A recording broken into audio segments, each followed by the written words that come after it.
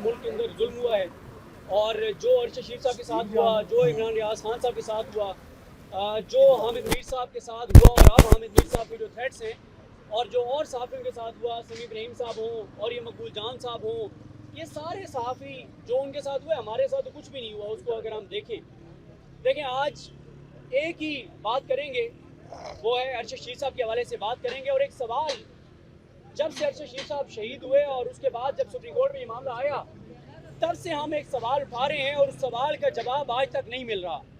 और वह सवाल ये है कि जब सुप्रीम कोर्ट ऑफ पाकिस्तान में केस चला और सुप्रीम कोर्ट के उस बेंच ने उमरता बंदियाल साहब जो जिस बेंच की सरबराही कर रहे थे, और उस बेंच में दो जजेस इजाजुल हसन साहब और मज़ाहिर अली अकबर नकवी साहब, वो एक ही सवाल कर रहे थे हुकूमत से और दफ्तर खारजा से कि ये बताएं कि कीनिया अगर पाकिस्तान के साथ ताउन नहीं कर रहा तो क्या पाकिस्तान को, यूएन को, इंटरनेशनल ऑर्गेनाइजेशंस को क्या उनको इन्वॉल्व नहीं करना चाहिए। तो उस पर जो हुकूमत का जवाब था, वो जवाब ये बताता है कि अरशद शरीफ साहब के कातिलों को बेनकाब करने के लिए, बेनकाब होने से ये हुकूमत, पीडीएम की हुकूमत बचा रही है। जवाब ये था कि कीनिया ताउन तो नहीं कर रहा, लेकिन हम अगर यूएन को इन्वॉल्व करेंगे तो पाकिस्तान के कीनिया के साथ ताल्लुकात खराब हो जाएंगे। मुझे समझ नहीं आती कि क्या कीनिया कोई सुपर पावर है, या कीनिया में कोई लाखों ओवरसीज पाकिस्तानी है, या कीनिया के साथ कोई हमारी अरबों डॉलर की ट्रेड है कि पाकिस्तान की हुकूमत ये कहती है कि अगर हमने इंटरनेशनल इदारों को और यूएन को इन्वॉल्व किया तो कीनिया नाराज हो जाएगा। ये बात समझ से बालातर है।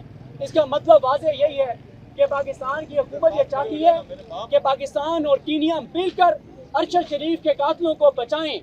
अगर ये नहीं बचाना चाहते कातिलों को तो हुकूमत कहे कि यूएन को इन्वॉल्व करें। और मुझे इस बात की समझ नहीं आती कि अगर इंटरनेशनल इदारे इन्वॉल्व होंगे तो उससे कीनिया को क्या नुकसान है।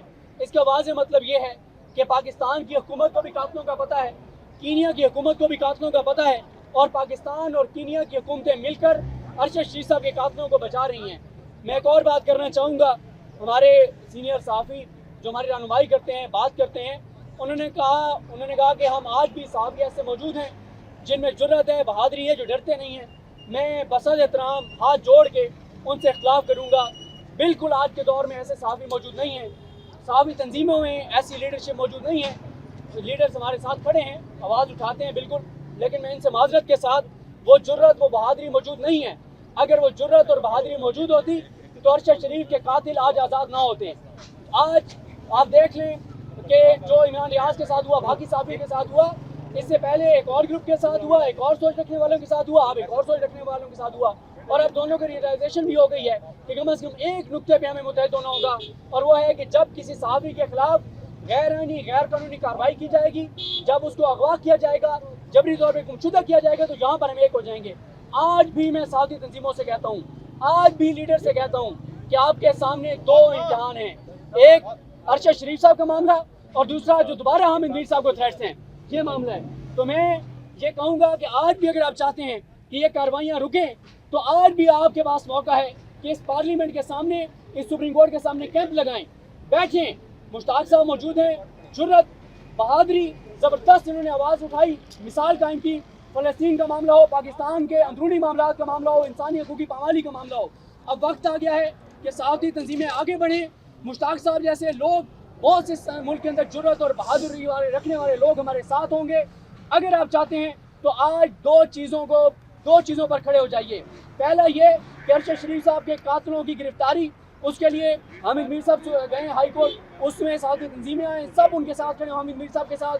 और दूसरा, जो वो तो गए अरशद शरीफ साहब के मामले पे, दूसरा जो खबरें आ रही हैं कि हामिद मीर साहब को थ्रेट से दोबारा इस पे खड़े हो जाएं। और तीसरा देखें, आखिरी बातें करूँगा, बात यह है कि हम ये समझते हैं कि हमने मरना सिर्फ उसी सूरत में है जब हम किसी ताकतवर के खिलाफ आवाज़ उठाएंगे तो हमें कत्ल कर दिया जाएगा। देखें, मौत एक दिन आनी है। मुझे बताएं कि अरशद शरीफ साहब की शहादत के बाद क्या बहुत से सहाफ़ी तबी मौत नहीं मर गए? जब किसी का वक्त है, क्या उस दुनिया से नहीं चला गया? क्या एक्सीडेंट में लोग नहीं चले जाते? क्या बीमारी से लोग नहीं चले जाते? क्यों हमारे अंदर ये खौफ है कि मरना हमने सिर्फ उसी सूरत में है कि जब हम किसी के खिलाफ आवाज़ उठाएंगे तो हमें कत्ल कर दिया जाएगा, मर जाएंगे। तो जो जुल्म, जबर, तशद्दुद, जजीदियत के खिलाफ आवाज़ नहीं उठाएगा, क्या वो फिर ताक़यामत जिंदा रहेगा? क्या उसको मौत नहीं आनी? तो वक्त आ गया है सहाफ़ती तंजीमें, नौजवान सहाफ़ी जिस तरह से हमारे दोस्त ये ज़ुबैर साहब हैं, दीगर नौजवान सहाफ़ी की आवाज़ उठाएँ, सहाफ़ती तंजीमें साथ आएँ, यहाँ पे लगाएँ कैंप और एक ही मुतालबा हो।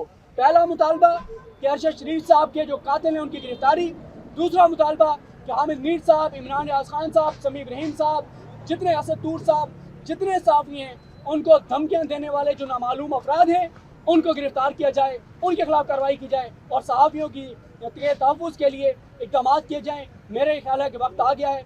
बाकी इसी तरह से हम हर साल इकट्ठे होते रहेंगे, तकरीरें करते रहेंगे, बात करते रहेंगे, होना कुछ नहीं है जब तक सहाफ़ी मुतहद होकर सड़कों पर नहीं आएंगे और ये तहैया नहीं कर लेंगे कि मरना तो एक दिन है, तो आए हम भी कुर्बानी दे के चले जाएं ताकि हमारे बाद शायद इस मुल्क के अंदर आइन और कानून की हुक्मरानी हो और दोबारा किसी और की जान जो है वो ना जाए। बहुत शुक्रिया।